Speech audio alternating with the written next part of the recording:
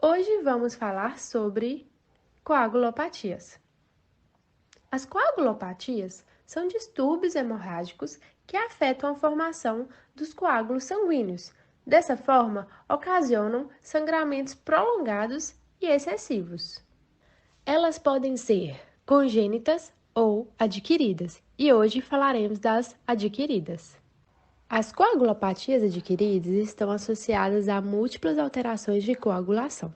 As principais causas para essa alteração são deficiência de vitamina K, hepatopatias, intoxicação por anticoagulantes rodenticidas, intoxicação por veneno botrópico e coagulação intravascular disseminada ou CID. Mas antes de iniciarmos, vamos relembrar sobre a cascata de coagulação.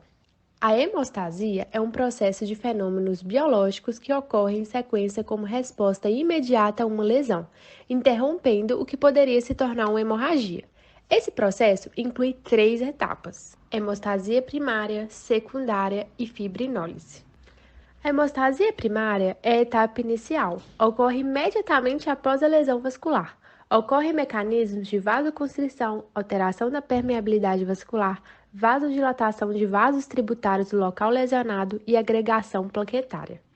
A lesão do endotélio vascular expõe o colágeno subendotelial ao sangue, estimulando a adesão de plaquetas na presença do fator von Willebrand. A presença desse fator ativa as plaquetas, que formam um tampão. Produz uma superfície resistente que dará suporte ao restante do processo de coagulação.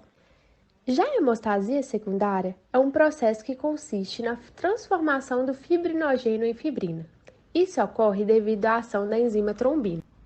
A fibrina forma uma rede que sustenta o tampão plaquetário, transformando em um tampão hemostático. Os fatores de coagulação são descritos em número e são divididos em vias: intrínseca, extrínseca e comum. A via final comum é representada pela ativação do fator 10. Quando ativado, faz a transformação de protrombina em trombina. Isto leva à conversão de fibrinogênio em fibrina e à estabilização da rede de fibrina pela ação do fator 13. A via intrínseca é iniciada com a ativação do fator 12 pelo contato com o colágeno subendotelial, além da ativação do fator 11 e assim por diante. É chamado de cascata justamente pelo fato de um fator depender do anterior para sua ativação. Via extrínseca. Nessa via do processo, a coagulação é desencadeada pela liberação de fator tecidual ou tromboplastina tecidual. Junto com o fator 7, forma um complexo de íons de cálcio. Esse complexo age ativando o fator 10 e também pode ativar o fator 9 da via intrínseca. Fibrinólise. Após a formação do trombo, é preciso que haja mecanismos de equilíbrio para que não ocorra obstrução do fluxo de sangue. Todo o sistema de coagulação é regulado por anticoagulantes. A plasmina, derivada do plasminogênio, quebra a rede de fibrina e também pode agir sobre o fibrinogênio. A antiplasmina se combina com o excesso de plasmina produzida e, assim, também impede que o processo de fibrinólise se torne exagerado. Agora que relembramos o processo de coagulação, vamos retomar os principais fatores para as coagulopatias adquiridas. Deficiência em vitamina K. A deficiência de vitamina K diminui os níveis de protrombina e outros fatores de coagulação dependentes de vitamina K, causando coagulação defeituosa e potencialmente sangramento. A vitamina K controla a formação dos fatores de coagulação 2, sendo a protrombina, 7, 9 e 10 no fígado. Depois que a vitamina K participa da formação dos fatores de coagulação, o produto da reação, o epóxido de vitamina K, é convertido por reação enzimática na forma ativa, a hidroquinona vitamina K. Agora iremos falar sobre as hepatopatias. Alguns exemplos de hepatopatias são cirrose, hepatite fulminante, esteatose hepática aguda da gestação e podem comprometer a hemostasia por prejudicar a síntese do fator de coagulação. Como todos os fatores de coagulação são produzidos no fígado, pelos hepatócitos e pelas células endoteliais sinusoidais hepáticas, tanto o tempo de protrombina como o tempo de tromboplastina parcial estão prolongados nas doenças hepáticas graves. A doença hepática descompensada também causa fibrinólise e sangramento excessivo em consequência da diminuição da síntese hepática da alfa-2-antiplasmina. Agora iremos falar sobre a intoxicação por anticoagulantes rodenticidas.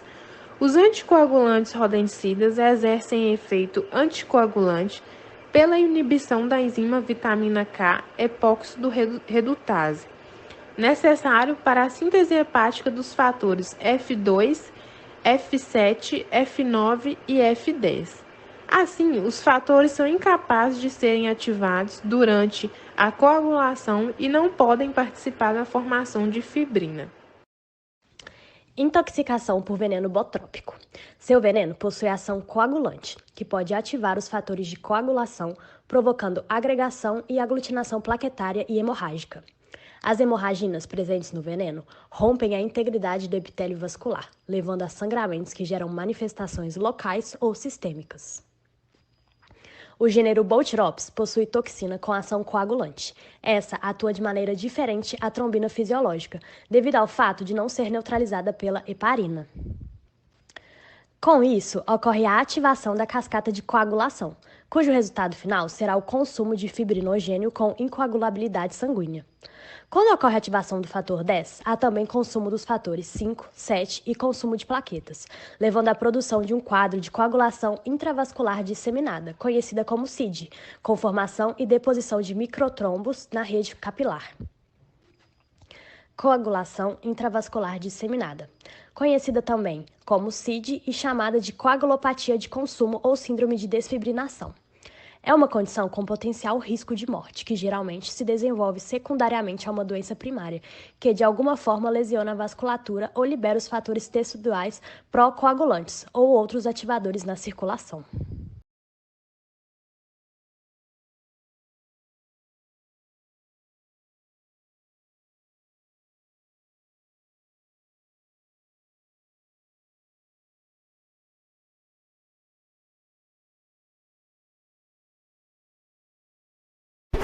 Created using Powtoon.